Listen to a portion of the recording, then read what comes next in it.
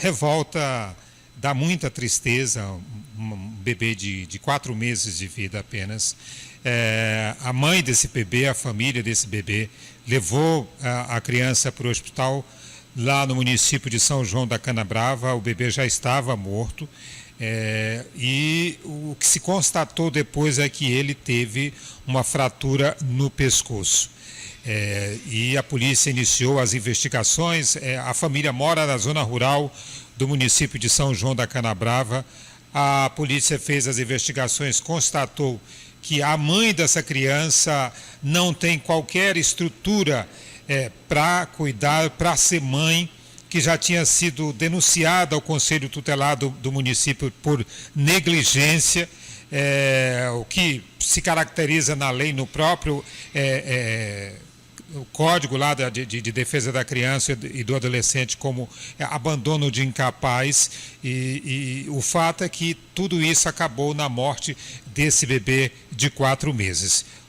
Depois que a criança deu entrada lá no hospital e que foi constatada a morte, foi feito o laudo pericial, o laudo cadavérico, que constatou a causa dessa morte. E hoje, em conversa com o diretor do Departamento de Polícia Científica, ele nos confirmou o que causou a morte desse bebê e quais podem ter sido as circunstâncias dessa morte ocorrida lá no interior. A gente conversou e vamos ouvir agora o que disse o doutor Antônio Nunes. O Departamento de Polícia Científica em Teresina concluiu que a causa da morte do bebê Miguel de Souza Santos, de 4 anos, foi uma fratura cervical. A criança foi trazida para o IML, em Picos, onde foi submetida a necrópsia. E lá foi constatado, tinha marcas de unhas na face, por aqui mais ou menos, e tinha uma luxação cervical, que seria uma vértebra do pescoço passando por cima da outra. É como se, não é quebrar, mas é como se fosse, ela passa uma pela outra, só que ela desloca, tá entendendo? É um deslocamento que foi fatal. A criança foi encontrada morta na zona rural do município de São João da Canabrava, no sul do Piauí. A mãe da criança, Selma Souza Santos, continua detida na central de flagrantes do município de Picos. É que ela é apontada como a principal suspeita pela morte do bebê.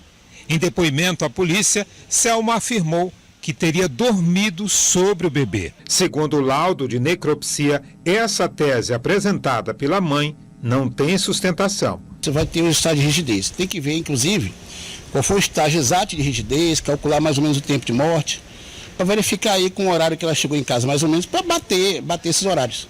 Mas tudo isso sairá no laudo. Segundo a Polícia Civil, a mãe da criança seria dependente química e teria bebido no dia da morte do filho. O Conselho Tutelar da cidade de São João da Canabrava já tinha recebido várias denúncias de negligência da mãe nos cuidados com o filho. O caso está sendo investigado pela Polícia Civil de Picos. Ou seja, é a morte de um inocente, uma família destruída, porque essa mulher é uma dependente química, essa mulher vivia envolvida em embriaguez. A própria família, essas denúncias feitas ao Conselho Tutelar foram da própria família, de familiares dessa mulher. E o fato que chama mais atenção é que, além desse bebê, ela tem mais 2 filhos. Ou seja, até que ponto ela tem condições de continuar cuidando desses outros filhos? É mais uma família destruída pela droga essa que se espalha pelo interior do estado. Vejamos só que essa família mora na zona rural do município de São João da Canabrava. Ou seja, é um problema que está se estendendo cada vez mais por todo o território piauiense. Aguardar agora o resultado dessas investigações e, acima de tudo, apurar com exatidão como foi que essa criança morreu e quem foi o responsável pela morte desse inocente, Douglas. O primeiro ponto, você falou, já haviam sido feitas denúncias contra a mãe e o Conselho Tutelar de São João da Canabrava não tomou providência nenhuma. Pois é. Né? Quer dizer, se tivesse tomado alguma providência, aberto um processo de investigação, teria constatado a dependência química, teria constatada a embriaguez frequente, não é? Os maus tratos, a falta de cuidado. Bastava ir na residência, conversar com vizinhos e, como você disse, com os próprios familiares, para constatar isso. Talvez a criança não estaria morta. Pois é. Agora, aliás, certamente não estaria morta. Esse é o primeiro ponto. Agora, o mínimo que se espera do Conselho Tutelar é retirar as crianças da mãe. Exatamente. Vão permitir o quê? Que aconteça outra tragédia?